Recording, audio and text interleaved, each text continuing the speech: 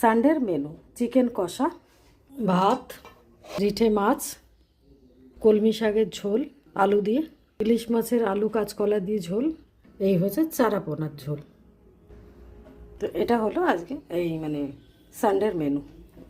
আজ সানডের বাজার, মাটন আনতে বারণ করেছি, এত মাটন খাওয়া হচ্ছে তাই জন্য আজকে দেশি চিকেন এনেছে।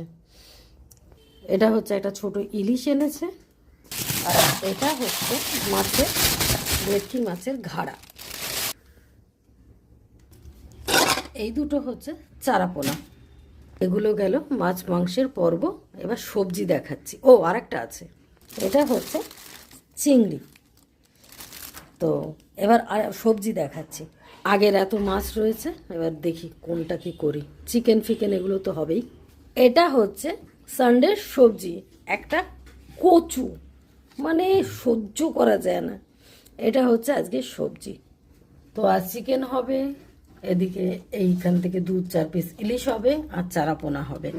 আর এখানে কলমি শাকের ঝোল বসিয়েছি আলু দিয়ে। ও আর একটা মাছ হবে, সেটা হচ্ছে আগের দিনে আনা একটা কাটা পোনা নাকি, ওই মাছটা হবে। এটা হচ্ছে সানডের মেনু। এটা আদা জিরে কালো জিরে ফোড়ন দিয়ে, আদা জিরে বাটা দিয়ে, টমেটো দিয়ে, ধনেপাতা দিয়ে শুধু ঝোল হচ্ছে একটা আমার আর আমার মনির চারাপোনা।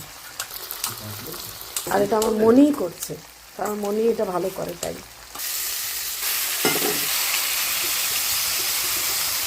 একটা ফুট দিয়েই নামিয়ে দেওয়া হবে, তাই তো? বেশিক্ষণ ফোটানো হবে না। এটা ব্যাস হয়ে গেছে আমার মনির রান্না। এবার এটা নামাবো।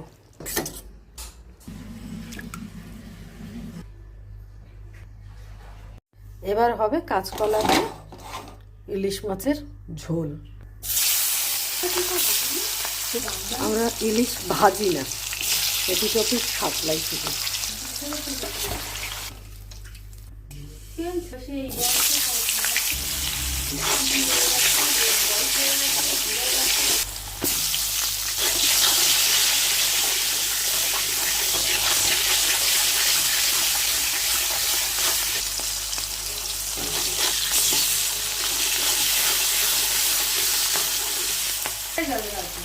এটাই জল ঢেলে দিয়েছি।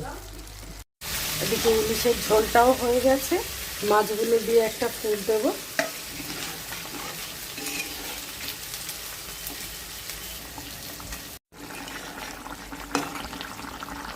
তো আমার হয়ে গেছে, গ্যাসটা অফ করব। তো হয়ে গেল ইলিশ মাছের ঝোল।